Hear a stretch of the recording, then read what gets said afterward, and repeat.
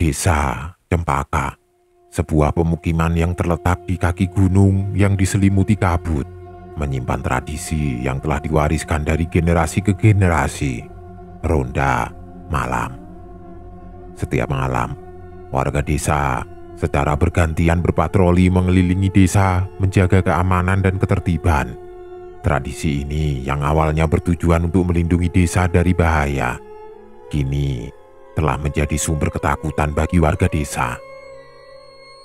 Malam itu, giliran Pak Karto, seorang tetua desa yang dihormati, Pak Jono, seorang petani yang kuat dan pemberani, dan 3 pemuda desa, Andi, Budi, dan Chandra, untuk melaksanakan ronda. Mereka berkumpul di pos ronda, sebuah bangunan kecil yang terletak di pusat desa, di bawah naungan pohon beringin yang rindang. Suasana malam itu terasa sangat sunyi. Hanya suara jangkrik yang bersahutan dan lolongan anjing liar yang memecah keheningan. Malam ini terasa sangat sepi, kata Pak Karto, memecah keheningan yang mencekam. Biasanya suara-suara dari hutan terdengar sampai sini, tapi malam ini sunyi senyap. Iya Pak, jawab Andi, seorang pemuda yang dikenal pemberani. Namun malam ini suaranya terdengar sedikit bergetar. Mungkin karena bulan sedang tidak bersinar terang, jadi binatang-binatang lebih memilih bersembunyi. Atau mungkin karena kamu tahu sendiri cerita-cerita yang beredar, sahut Budi, seorang pemuda yang penakut, suaranya hampir berbisik. Cerita tentang mereka. Chandra, pemuda yang paling pendiam di antara mereka, hanya mengangguk setuju. Ia tidak berani bersuara karena ia juga merasakan ketakutan yang sama.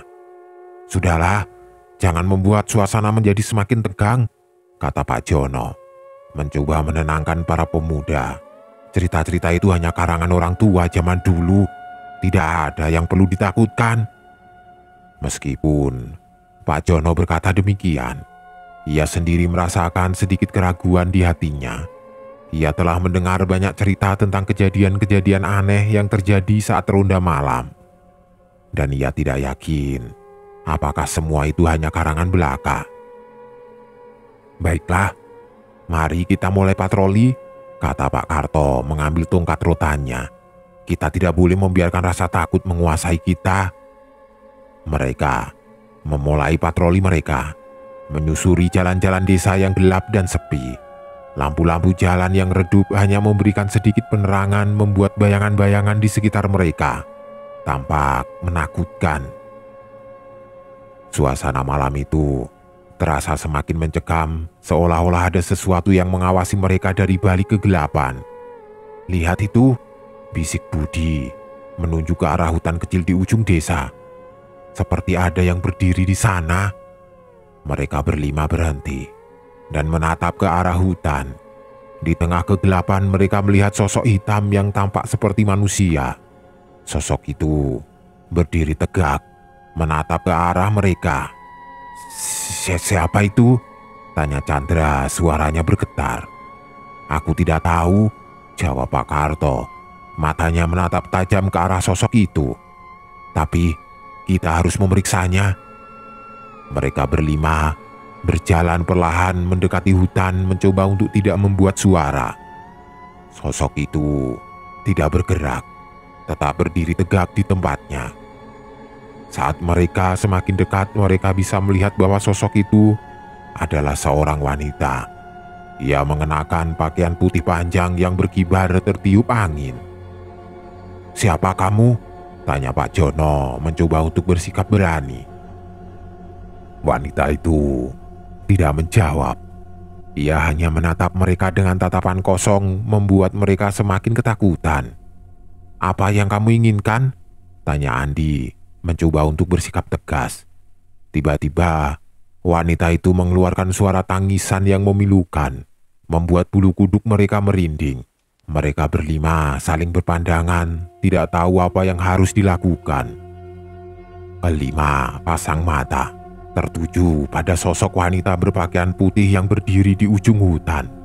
Suara tangisnya yang memilukan memecah kesunyian malam, merambat ke tulang sumsum dan membekukan darah mereka. "Siapa dia?" bisik Chandra. Suaranya bergetar hebat. "Kenapa dia menangis?" "Entahlah," sahut Pak Karto, matanya menyipit mencoba mengamati sosok itu lebih jelas.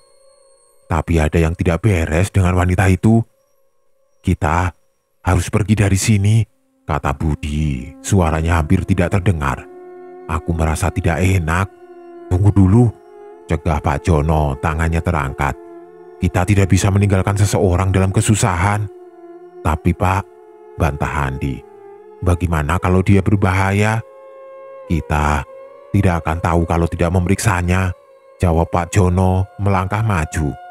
"Aku akan berbicara dengannya." Dengan langkah hati-hati, Pak Jono mendekati wanita itu. Suara tangisnya semakin jelas terdengar seperti ratapan yang tidak berujung. "Nona," panggil Pak Jono, suaranya lembut. "Apakah kamu baik-baik saja?" Wanita itu tidak menjawab. Ia hanya menundukkan kepala. Rambutnya yang panjang menutupi wajahnya. "Nona," panggil Pak Jono lagi, kali ini sedikit lebih keras. "Kami di sini untuk membantu Nona." Perlahan, wanita itu mengangkat kepalanya. Wajahnya pucat pasi, matanya merah dan bengkak, dan air mata masih mengalir di pipinya. Namun, ada sesuatu yang aneh dengan matanya. Tatapannya kosong, seolah-olah jiwanya telah pergi. "Tolong aku," bisiknya. Suaranya serak dan bergetar. "Mereka mengambilnya." "Siapa yang mengambil apa?" tanya Pak Jono bingung. "Anakku," jawab wanita itu. Tangisnya kembali pecah. "Mereka mengambil anakku." "Siapa mereka?" tanya Pak Karto yang kini ikut mendekat. Wanita itu menggelengkan kepalanya. Air mata membasahi pipinya. "Aku tidak tahu," isaknya. "Mereka datang dari hutan." "Dari hutan?" ulang Andi, matanya melalak. "Maksudmu mereka yang ada di dalam sana?" Wanita itu mengangguk. Tangisnya semakin menjadi. "Mereka jahat," isaknya. "Mereka akan mengambil semua anak." "Tenang Nona," kata Pak Jono mencoba menenangkan wanita itu. "Kami akan membantu Anda mencari anak Anda." "Tidak," cegah wanita itu dengan suaranya yang bergetar. "Jangan masuk ke dalam hutan. Mereka akan mengambil kalian juga." "Tapi kami tidak bisa membiarkan anak Anda diambil," kata Pak Karto. "Kami akan mencari mereka." Wanita itu menatap mereka dengan tatapan memohon. "Jangan," isaknya. "Tolong, jangan." Tiba-tiba, wanita itu terdiam. Ia menoleh ke arah hutan, matanya membelalak ketakutan. "Mereka datang," bisiknya. Suaranya bergetar. "Lari!" Sebelum mereka sempat bereaksi, wanita itu berlari ke dalam hutan menghilang di balik kegelapan. Mereka berlima saling berpandangan, tidak tahu apa yang harus dilakukan. "Apa yang terjadi?" tanya Chandra. Suaranya bergetar. "Aku tidak tahu," jawab Pak Karto. Matanya menatap ke arah hutan. "Tapi aku merasa kita harus pergi dari sini." Mereka berlima berbalik dan berjalan cepat kembali ke pos ronda. Suasana malam itu terasa semakin mencekam, seolah-olah hutan itu sendiri sedang mengawasi mereka. Angin bertiup kencang, membawa suara bisikan-bisikan aneh yang terdengar seperti nama mereka dipanggil. Rasa takut yang mencekam menyelimuti kelima warga desa saat mereka meninggalkan hutan kecil yang misterius itu. Langkah mereka tergesa-gesa, berusaha menjauhkan diri dari suara tangisan yang masih terngiang di telinga. Suasana malam semakin kelam, seolah-olah kegelapan itu sendiri ikut mengejar mereka. "Apa yang sebenarnya terjadi di sana?" bisik Chandra. Suaranya bergetar. "Siapa wanita itu?" "Entahlah," jawab Pak Karto. Matanya menatap lurus ke depan. "Tapi aku yakin ada sesuatu yang tidak beres di hutan itu." "Aku setuju," sahut Andi, wajahnya pucat pasi. "Aku merasa seperti ada sesuatu yang jahat di sana." Mereka terus berjalan dalam diam. Hanya suara langkah kaki dan deru angin malam yang menemani. Saat mereka melewati jembatan tua yang melintasi sungai kecil di tengah desa, tiba-tiba mereka merasakan hawa dingin yang menusuk tulang. "Tunggu," kata Pak Jono menghentikan langkah mereka. "Aku merasa ada yang aneh." Mereka berlima berhenti di tengah jembatan mengamati sekeliling. Suasana di jembatan itu terasa sangat sunyi, seolah-olah waktu telah berhenti. Angin malam berbisik pelan, membawa suara-suara aneh yang terdengar seperti gumaman tidak jelas. "Lihat itu," bisik Budi menunjuk ke arah ujung jembatan. "Seperti ada yang berdiri di sana." Di tengah kegelapan, mereka melihat sosok pria tua berdiri di ujung jembatan. Pria itu mengenakan pakaian lusuh dan compang-camping, wajahnya penuh luka dan memar. Tatapannya kosong, seolah-olah jiwanya telah pergi. "Siapa itu?" tanya Chandra, suaranya bergetar. "Aku tidak tahu," jawab Pak Karto. Matanya menyipit, mencoba mengamati sosok itu lebih jelas. "Tapi kita harus berhati-hati." Mereka berlima berjalan perlahan mendekati pria tua itu, mencoba untuk tidak membuat suara. Suasana di jembatan itu semakin mencekam, seolah-olah ada sesuatu yang jahat sedang mengintai mereka. "Pak," panggil Pak Jono, suaranya lembut. "Apakah Bapak baik-baik saja?" Pria tua itu tidak menjawab. Ia hanya menatap mereka dengan tatapan kosong, membuat mereka semakin ketakutan. "Pak," panggil Pak Jono lagi. Kali ini sedikit lebih keras. "Kami di sini untuk membantu Bapak." Tiba-tiba, pria tua itu mengeluarkan suara geraman yang mengerikan dan ia melompat ke arah mereka. Mereka berlima terkejut dan berlari tunggang langgang meninggalkan jembatan tua itu. "Apa yang terjadi?" tanya Andi terengah-engah. "Aku juga tidak tahu," jawab Pak Karto. Wajahnya pucat pasi. "Tapi aku yakin kita harus segera kembali ke pos ronda." Mereka berlima berlari sekuat tenaga, berusaha menjauhkan diri dari jembatan tua yang menakutkan itu. Suara geraman pria tua itu masih terngiang di telinga mereka, membuat mereka semakin ketakutan. Langkah kaki mereka menggema di jalanan desa yang sepi. Deru nafas memburu memecah keheningan malam. Kelima warga desa itu berlari sekuat tenaga, berusaha menjauhkan diri dari jembatan tua yang menakutkan. Suara geraman pria tua itu masih terngiang di telinga mereka, membuat bulu kuduk merinding. "Cepat, kita harus segera sampai di pos ronda," seru Pak Karto. Suaranya terengah-engah. "Di sana kita akan aman. Tapi bagaimana jika mereka mengikuti kita?" tanya Andi, matanya menatap waspada ke belakang. "Kita kunci saja pintunya," sahut Pak Jono mencoba menenangkan. "Pos ronda cukup kuat untuk menahan mereka." Mereka tiba di pos ronda, bangunan kecil yang tampak seperti benteng di tengah desa. Tanpa membuang waktu, mereka masuk ke dalam dan menutup pintu. Pak Jono segera mengunci pintu dari dalam, memastikan tidak ada yang bisa masuk. "Akhirnya kita aman," kata Budi menghela nafas lega. "Aku tidak tahan lagi dengan semua ini." "Jangan senang dulu," tegur Pak Karto, matanya menatap tajam ke sekeliling. "Kita belum tahu apa yang akan terjadi." Suasana di dalam pos ronda terasa tegang. Mereka berlima duduk berdekatan, saling berpelukan untuk menghangatkan diri dan menenangkan pikiran. Suara nafas mereka yang terengah-engah terdengar begitu jelas dalam keheningan pos ronda. Aku merasa seperti kita sedang diawasi, bisik Chandra. Matanya menatap waspada ke sudut-sudut ruangan. Jangan mengada-ada, sahut Andi mencoba menenangkan. Itu hanya perasaanmu saja. Tiba-tiba, mereka mendengar suara ketukan pelan di pintu. Mereka berlima terdiam, jantung mereka berdegup kencang. Siapa itu? Bisik Budi, suaranya bergetar. Aku tidak tahu, jawab Pak Jono. Matanya menatap tajam ke arah pintu.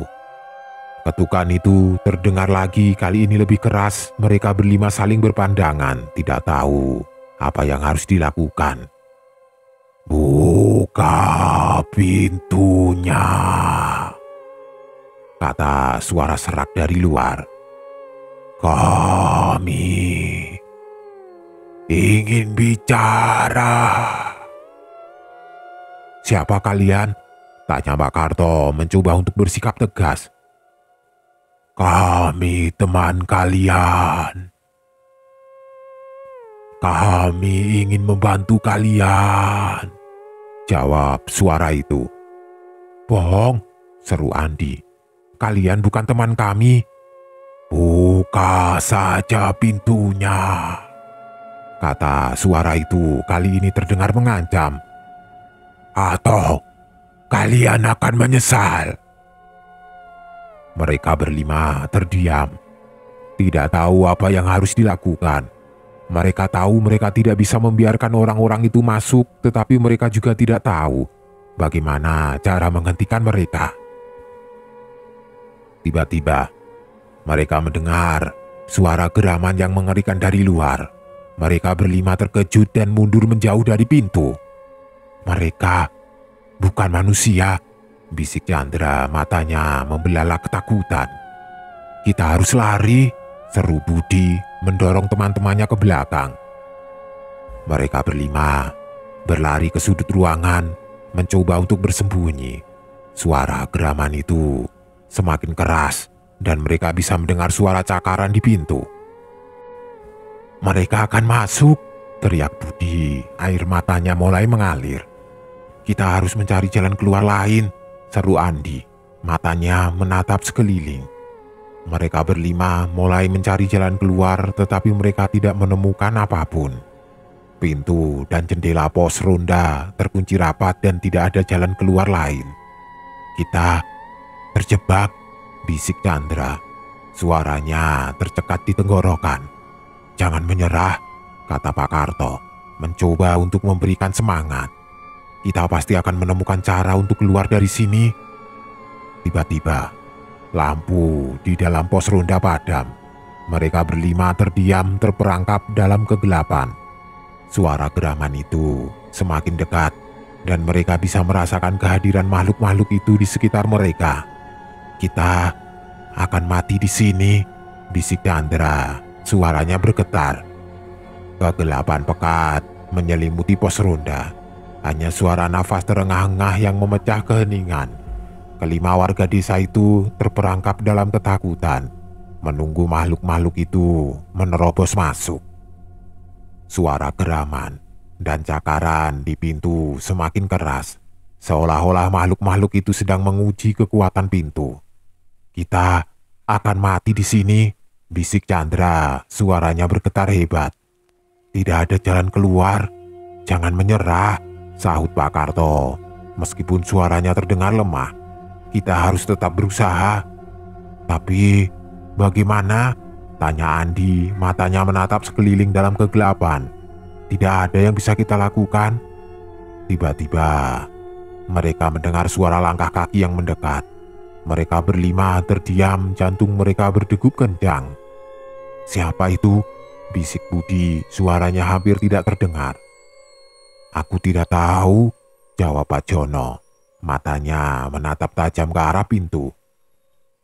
Langkah kaki itu semakin dekat dan mereka bisa mendengar suara nafas yang berat dan kasar.